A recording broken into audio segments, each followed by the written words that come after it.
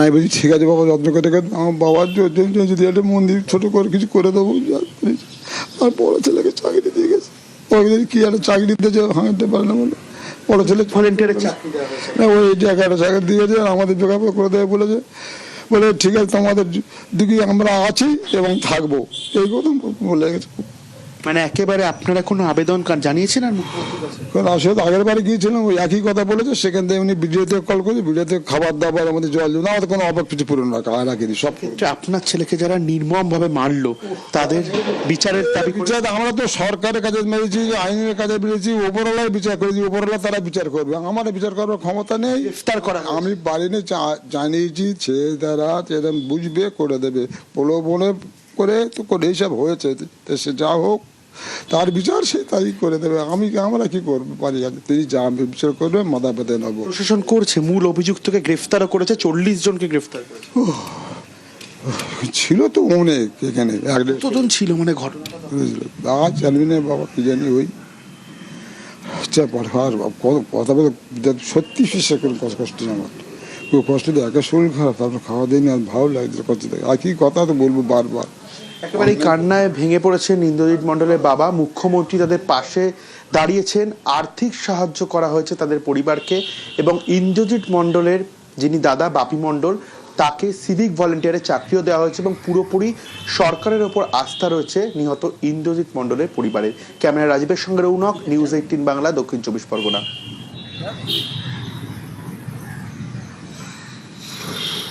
আগেরবার যখন মুখ্যমন্ত্রী শুভেন্দু অধিকারী গিয়েছিলেন, তিনি বলেছিলেন যে নিরপরাধ ইন্দ্রজিৎকে যেভাবে পিয়ে মারা হয়েছে, যারা যারা এর সঙ্গে যুক্ত কাউকে ছাড়া হবে না। ধরপাকড় চলছে, আজও ধরপাকড় হয়েছে, একের পর এক গ্রেপ্তার হয়েছে। কিন্তু পরিবার, সেই পরিবারের রোজগেরে ইন্দ্রজিৎ তো নেই, পরিবারের চলবে কিভাবে? আজ মুখ্যমন্ত্রী শুভেন্দু অধিকারী গিয়েছিলেন, কথা বলেছেন পরিবারের সঙ্গে। যতটা সরকারের তরফে আর্থিক সাহায্য করা যায়, তার দাদাকে যদি কোনো চাকরি দেওয়া যায় সেই সব ব্যবস্থা করেছেন। তার আগে গিয়েছিলেন ওই নির্যাতিতার বাড়িতে। ওই নাবালিকা, নিহত নাবালিকা, তার বাড়িতে তার বাবা, তার মা, তার বাবার সঙ্গে শুরু থেকে যোগাযোগ রেখেছিলেন মুখ্যমন্ত্রী শুভেন্দু অধিকারী। বলেছিলেন আপনারা বলুন আপনারা কি শাস্তি চান, আপনাদের মুখ্যমন্ত্রী সেই শাস্তিই দেবে, সর্বোচ্চ শাস্তি হবে, দোষীদের কোনোভাবেই রেয়াত করা হবে না। সেই মতো গ্রেপ্তার করা হয়েছিল। এবং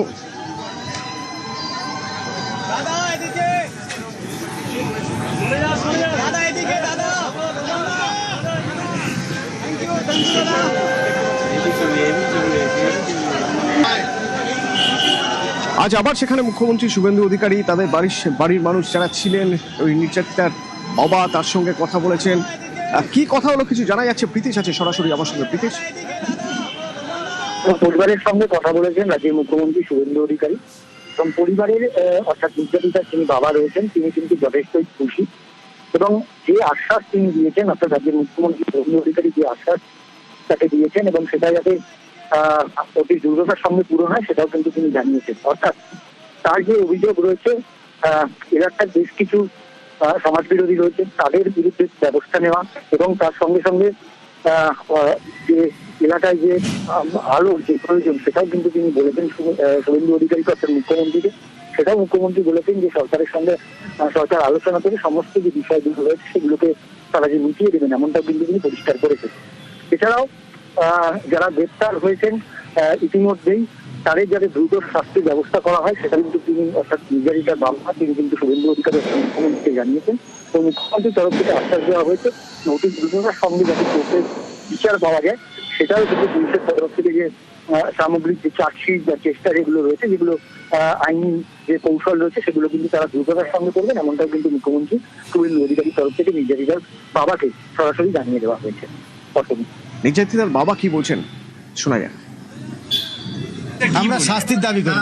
একজন এনকাউন্টার হয়েছে, 4 জন বাকি আছে, যেটুকু আছে ওটুকু দোষীরা যেভাবে কঠোরভাবে যেন শাস্তি পায় এটুকু আমি চাইছি। বললেন আমি দেখে নিচ্ছি, কোনো আপনার চিন্তা করতে হবে না, আপনার যদি কোনো সিকিউরিটির গার্ড লাগে তাও আমি দিয়ে দেবো। হয় না আরবি হচ্ছে ওটা খুশি, ওটা আমরা দাবি করেছিলাম। মুখ্যমন্ত্রী শুভেন্দু অধিকারী আগের দিনই বলে এসেছিলেন পুলিশ সুপারের অফিস থেকে যে তিনি আসবেন, খুব দ্রুত আসবেন বারুইপুরে, এবং নির্যাতিতার বাড়ির লোকের সঙ্গে, তার বাবার সঙ্গে কথা বলবেন। কথা বলেছিলেন যে তিনি ইন্দ্রজিতের পরিবারের সঙ্গেও কথা বলবেন। বলেছেন এবং চেকপোস্ট যে আউটপোস্ট, সেই আউটপোস্টের উদ্বোধন করেছেন। আউটপোস্ট খুব জরুরি ছিল। রৌনক আছে আমার সঙ্গে ইন্দ্রজিতের বাড়ি থেকে। ইন্দ্রজিৎ ছিল এই বাড়ি, উনি ছিলেন রোজগেরে, তিনি নেই। সংসার চলবে, সংসার চালাতে হবে। মুখ্যমন্ত্রী শুভেন্দু অধিকারী কি আশ্বাস দিয়ে গেলেন? দেখো, একেবারে পরিবার যেটা জানালো যে মুখ্যমন্ত্রী তাদেরকে 25 লক্ষ টাকার আর্থিক সাহায্য করেছে এবং প্রথম দিন থেকে তিনি যেটা বলে এসছেন যে সবসময় তিনি পরিবারের পাশে থাকবেন এবং সেটাই আজকে তিনি জানিয়েছেন। এবং শুধু তাই নয়, যেহেতু ইন্দ্রজিৎ একমাত্র রোজগেরে ছিল, সেই কারণেই তার দাদা বাপি মণ্ডলকে সিভিক ভলেন্টিয়ারের চাকরি দেওয়া হয়েছে প্রশাসনের তরফ থেকে। অর্থাৎ মুখ্যমন্ত্রী তাদের পাশে প্রথম থেকে রয়েছে, তারা যেটা জানাচ্ছিলেন, এবং যে সাহায্য মুখ্যমন্ত্রীর তরফ থেকে করা হয়েছে তা পেয়ে তারা আরো ভরসা তাদের বেড়েছে এবং পূর্ণ আস্থা রয়েছে সরকারের উপর। এবং শুধু তাই নয়, যারা দোষী, এই ঘটনায় যারা অভিযুক্ত, তাদের বিচার হবে এমনটাও মুখ্যমন্ত্রী বলেছেন।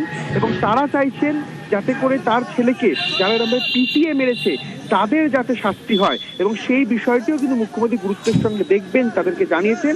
এবং তোমায় বলে রাখবো আবারও যে ইন্দ্রজিৎ মণ্ডলের পরিবারকে 25 লক্ষ টাকার আর্থিক সাহায্য দেওয়া হয়েছে। অন্যদিকে তার দাদা বাপি মণ্ডলকে সিভিক ভলেন্টিয়ার যে চাকরি, সেই চাকরিও দেওয়া হলো। আজই তার যে নিয়োগপত্র, সেই নিয়োগপত্র কিন্তু মুখ্যমন্ত্রী শুভেন্দু অধিকারী দুটি বিষয় এক্ষেত্রে নজর দেওয়া জরুরি। প্রথমত, যা ঘটেছে, যারা ঘটিয়েছে তাদের উপযুক্ত শাস্তি, প্রথমে তাদের চিহ্নিত করে গ্রেপ্তার করে উপযুক্ত শাস্তি, যে প্রক্রিয়া চলছে।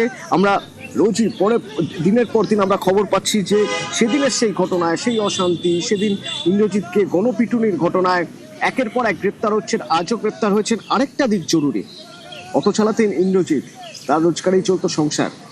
ইন্দ্রজিৎ তো নেই, তাহলে ইন্দ্রজিতের পরিবারের কি হবে? পরিবারের পাশে দাঁড়ানো, প্রশাসন পাশে দাঁড়িয়েছে। ইন্দ্রজিতের বাবাকে 25 লক্ষ টাকার আর্থিক সাহায্য করেছেন মুখ্যমন্ত্রী, এবং যাতে সংসার সচল থাকে, সংসারের চাকা যাতে চলতে থাকে, ইন্দ্রজিতের দাদাকে সিভিক ভলেন্টিয়ারের চাকরি।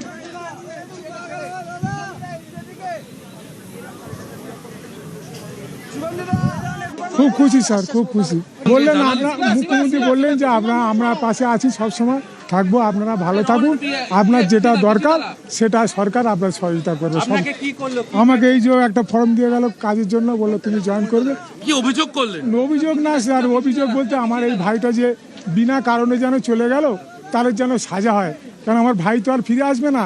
জিআরে ওকে আমাদের বাড়ির ভিতর থেকে মারতে টানতে 1 কিলোমিটার রাস্তা নিয়ে গেছে, স্টেশনের কাছে রাস্তা নিয়ে গেছে।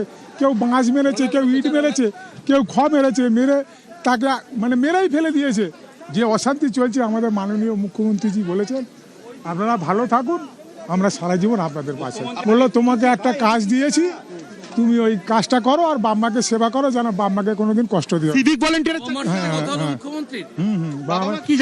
বাবা মাকে একটা চেক দিয়েছে, যে বাবা মার জন্য দিয়েছে, আমার ঘর লাগলে ঘরও করে দেবে, আর যা লাগবে মাননীয় মুখ্যমন্ত্রী আমার পাশে থাকে।